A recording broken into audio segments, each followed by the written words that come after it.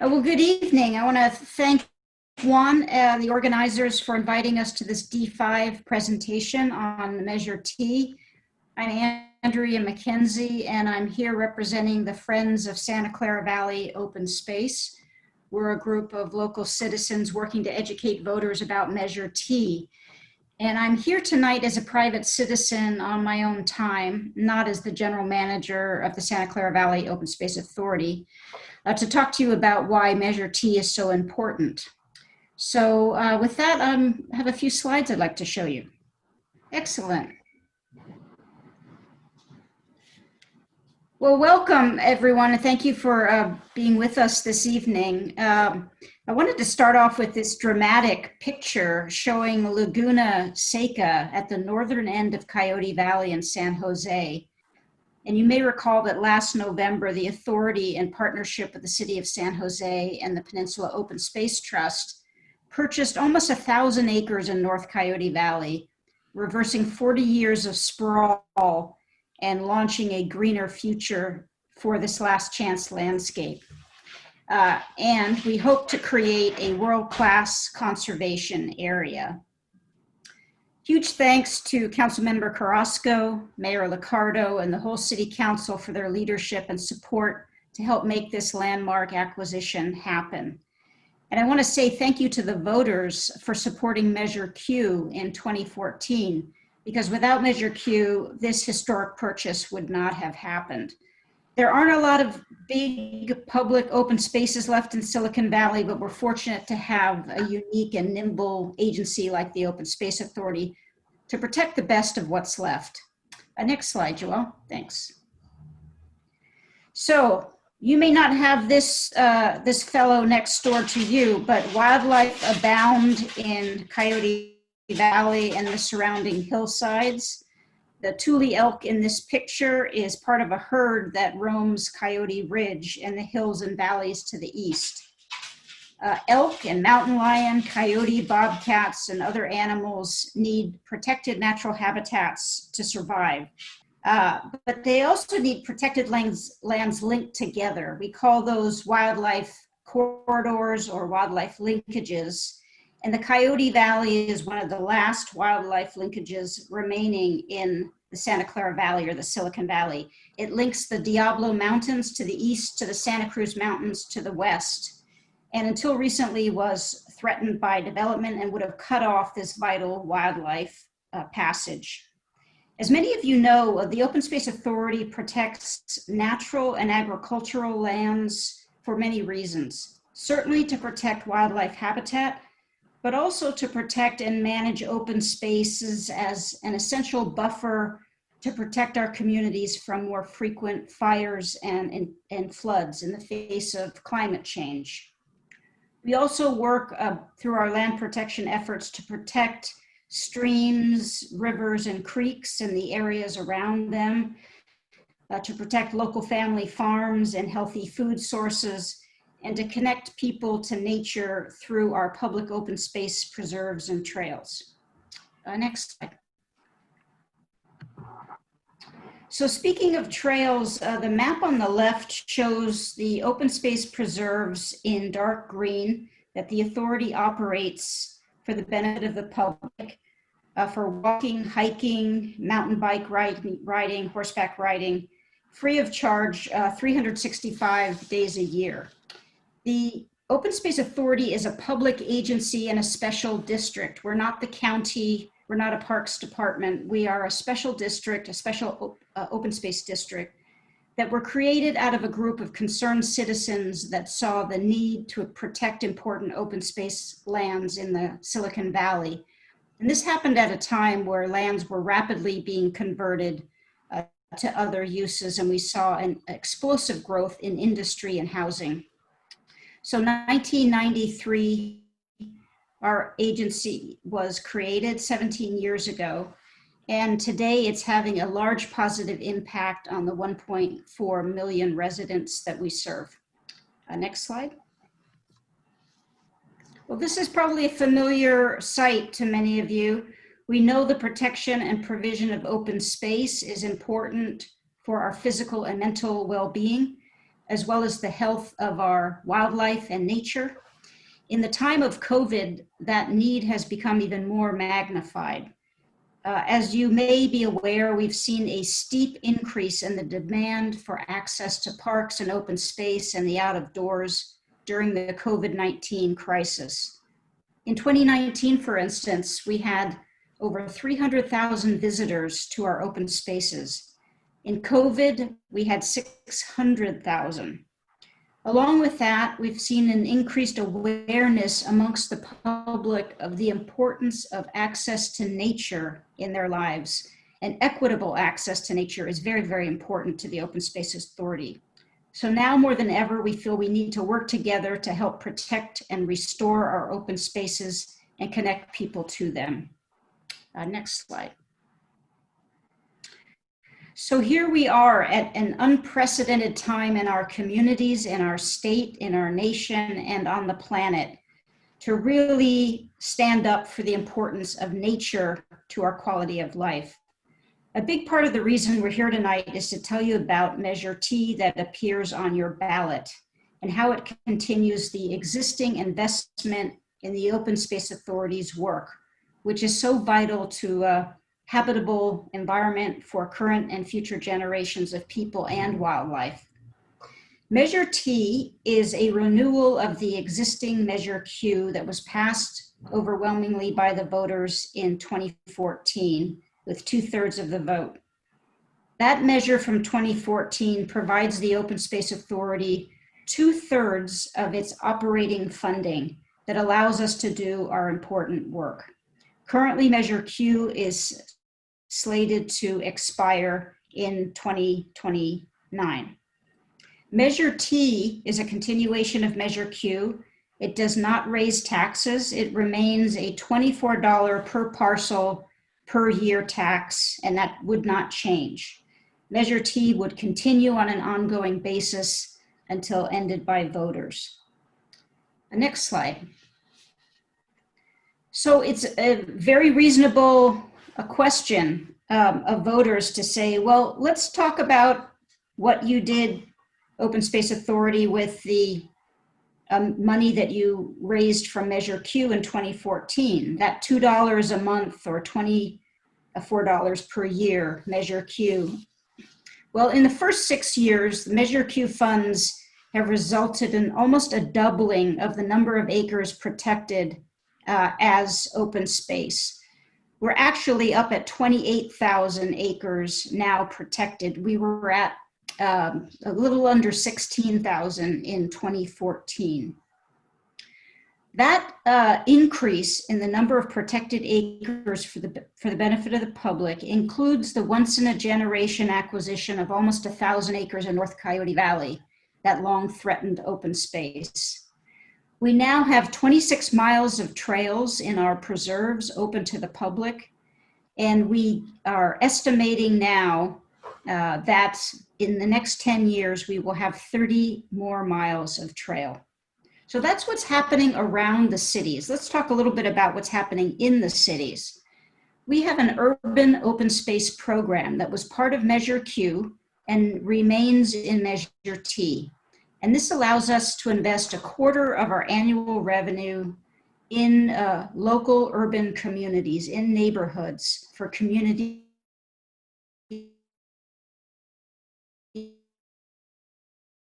based projects. That's 30 community projects just in the last several years. And over the life of our agency, we've invested over $12 million in local neighborhoods and communities. We've seen an impressive return on priority high impact investments. And so for every dollar of Measure Q funds that we've spent, we've been able to attract $3 in public and private partnership funds that have been invested in conservation, restoration, recreation projects, and urban open space projects. Next slide, Joelle.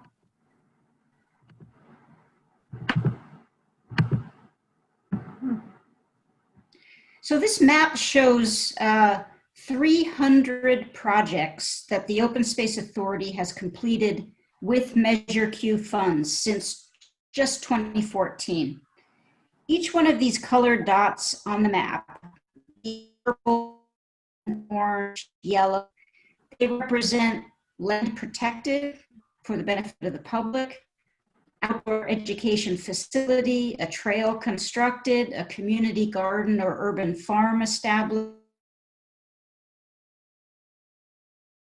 We've completed both in the urban areas and in the rural areas. Next slide.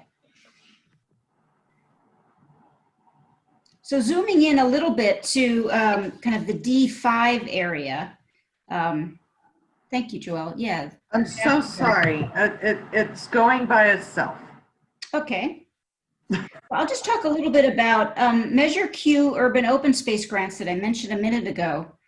We've invested in a number of urban open space projects in D5, or the D5 area. And those include grants to Vegilution at Emma Prush Farm Park to expand their urban farm programs with a big focus on teaching children where nutritious food comes from and how to grow it. Valley Verde, serving clients in D5, was awarded a grant from the Open Space Authority for their San Jose Home Garden Project, which helps families increase food security by growing vegetables in their backyards or on their balconies. And the Joseph George Middle School, which is in the Alum Rock neighborhood, received a grant from the Open Space Authority for the construction of a community garden. One of the reasons we invest so much in these urban core areas is we did a report in 2015 called Understanding Our Community, where we really looked to what we call deep engagement communities and neighborhoods that have barriers of access to nature. So in other words, they're not getting their fair share of green space or access to nature in those areas. And we mapped these areas, and these are now areas that we invest in through our Urban Open Space grant program. Next slide.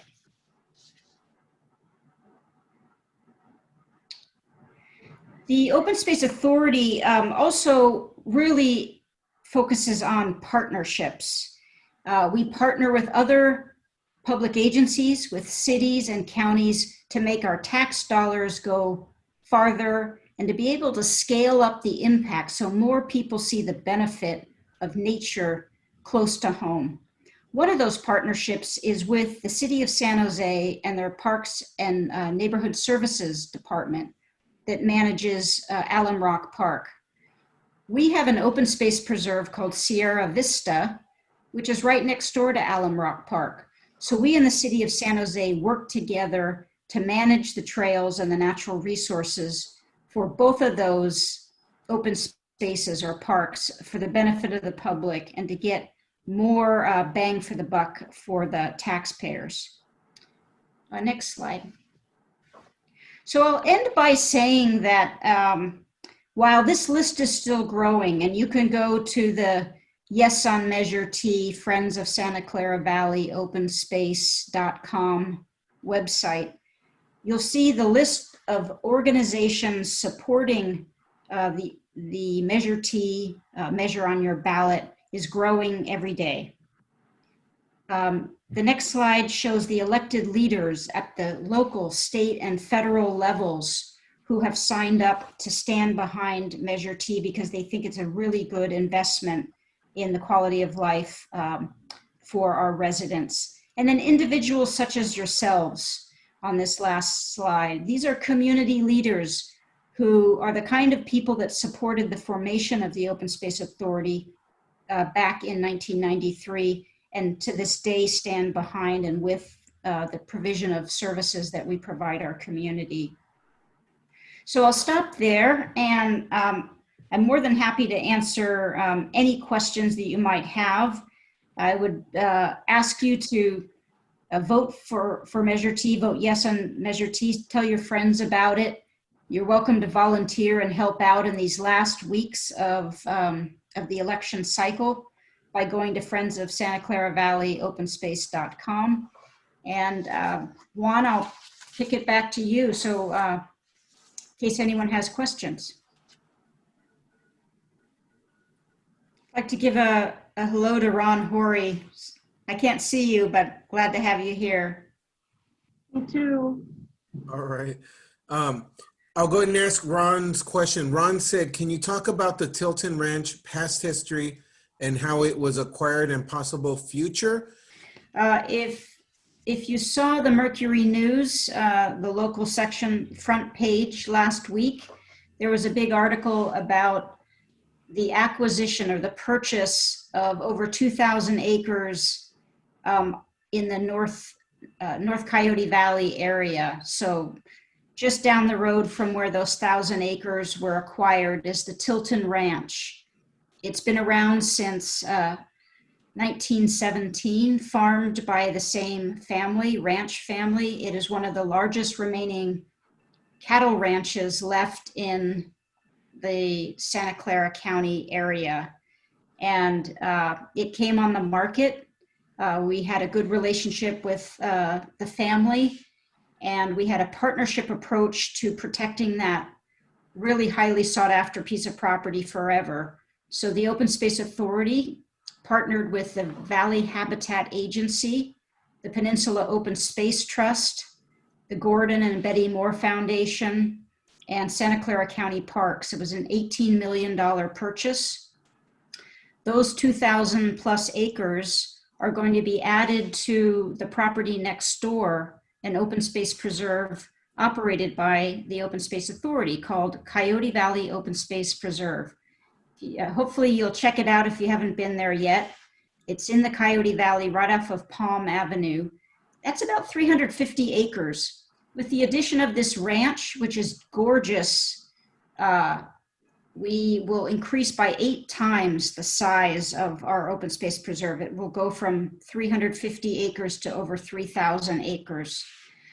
It's a hot spot for endangered species, so a portion of the property will be set aside as a nature reserve for threatened animals and plants. But it's got beautiful oak trees and grasslands, views of the Diablo Range and the Santa Cruz Mountains. And we will be working with our partners on a plan to open it up to the public and to protect those areas. So like the Coyote Valley next door, it will be open for hiking and biking and horseback riding and environmental interpretation and those kinds of things. So escrow just closed a week ago, and this property will be turned over, transferred to the Open Space Authority in 2021.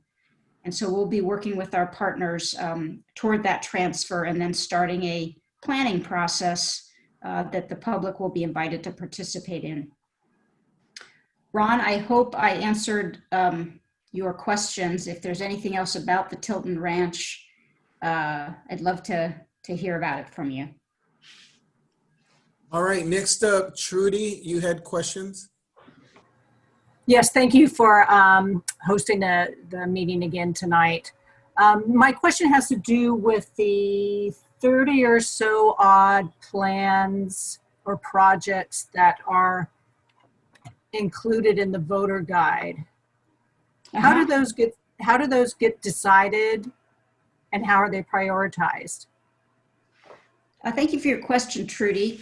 So the list of projects in the expenditure plan continues the list of projects that was in Measure Q. So that's why Measure T is a continuation of Measure Q. Those projects aren't prioritized. They are examples of the kinds of projects that have been called for to be invested in local, regional, and even state plans going back to the 80s. You will find many of those projects prioritized or called for protection in the Open Space Authority's Santa Clara Valley Green Print. You may find them also in Santa Clara County Parks priorities, because we all work together to try and protect these places. So these are projects that have long been on the wish lists of local cities, the county, conservation organizations, scientists to invest in. So it's a representative list of the types of projects that we have been working on and will continue to work on. But it is not a priority list or like you might be familiar with general obligation bonds have specific projects that, that your investment will achieve. So we will work on, continue to work on projects such as you see on the list, trail projects, land protection projects, restoration projects. But Measure T will also ensure that we can continue to steward this growing portfolio of lands, which is now, now close to 30,000 acres. Thank you. You're welcome. And now, Linda, you're on mute. Whenever you're ready, please ask your question. There we go. Hi. Hi. Yes, I didn't hear about going to sign petitions until after the a few days ago when you had events to sign it. So is it too late to sign the petition? I think I might have to just clarify. I don't think we're signing petitions. Measure T. There are all kinds of events that volunteers are doing to help get out the word about Measure T. There's phone banking going on. There's texting. There's people writing letters to the editor. There are people calling friends and connecting them with the website. Those are the kinds of things that are going on. And of course, many of the environmental organizations in Santa Clara County and in the communities are supporting. And so you might see some special events that they're having that support Measure T. Okay. Well, I downloaded one from, I forget the website now, but I'm in Morgan Hill. Oh, okay. Off of Cochrane. Okay. So, Linda, I've just been invited to speak at a town hall in Morgan Hill on October 22nd. I think it's at 5:30 it starts, so you might want to tune into that. yeah. And we're especially excited about a lot of the work we're doing in and around Morgan Hill, and I'll talk more about that next week. But the Tilton Ranch that was just acquired that I spoke to Yeah. Ron's question, Yeah. that's the backyard or the front yard of Morgan Hill. And in fact, the Tilton Ranch goes right down to the city limits of Morgan Hill, right down to Hale Avenue. So that will be a major future park and open space for the residents of Morgan Hill. Yeah. I'm particularly concerned about the Trammell Crow distribution center that has I've been heard a little bit about that. Where is that located? very close to me, Cochrane and Mission View, I think it is. Mm-hmm. They talked about putting in truck docks, a lot of them, and it would just bring so much traffic. It's already bad enough trying to get off 101 onto Cochrane. Yeah. If we had loads of trucks entering and exiting, people are worried it's bringing down the price of their houses and things like that. Well, that's one of the reasons why the Open Space Authority and Peninsula Open Space Trust have worked to protect the Coyote Valley. There was the first piece of property we acquired there together in North Coyote Valley was slated to be a 500,000 square foot warehouse. And so if we felt as if that had gone forward, that would have been the future of Coyote Valley. And so now instead, the 7,500 acre Coyote Valley is on its way to becoming more of a ecotourism, agritourism area, parks, open space, wildlife habitat, bike trails, places to pick your local vegetables, you know, a pumpkin patch at Halloween and those kind of things. So we think that that's a really important green belt between Morgan Hill and San Jose. And so we're very pleased to have been able to protect so much of that already. All right, thank you, Linda. And this is Juan. So it's just amazing how much you've accomplished with, if I understand it correctly, about $2 a month, which is about $24 per parcel. Is that correct? Yeah, $24 per parcel per year, and it's a flat rate. It can't increase, which is good and bad at the same time.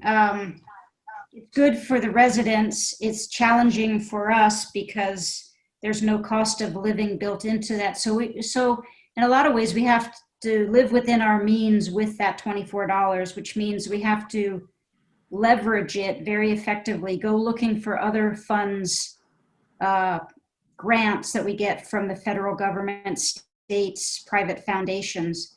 But if you don't have a local funding stream, dedicated funding stream, those other funders will not give you the time of day because they want to know that they are matching local money, and know that the project can get done and that an agency is there to take title, to take ownership of the land and to manage it appropriately.